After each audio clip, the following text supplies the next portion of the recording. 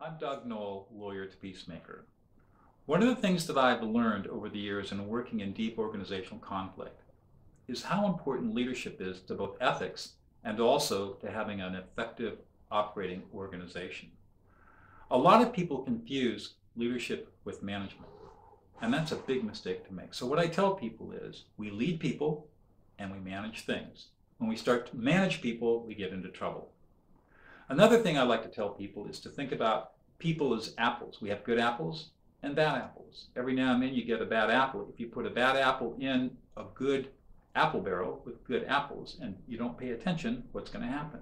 You're going to start to get bad apples around that one bad apple. So I teach people tools to isolate the bad apple and help that bad apple turn into a good apple. Maybe we make some apple pie or apple cider out of it.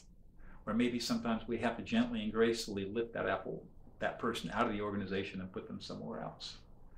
The second thing that I like to do is look at the apple barrel, because if you take a good person and put that person into a bad situation where that person is being managed rather than led, more likely than not that person is going to turn out to become a bad apple. Not as productive, not as happy, not as effective as if that person were operating in a good environment, a good apple barrel. And finally, who makes the apple barrels? It's the apple barrel makers, the leadership of an organization.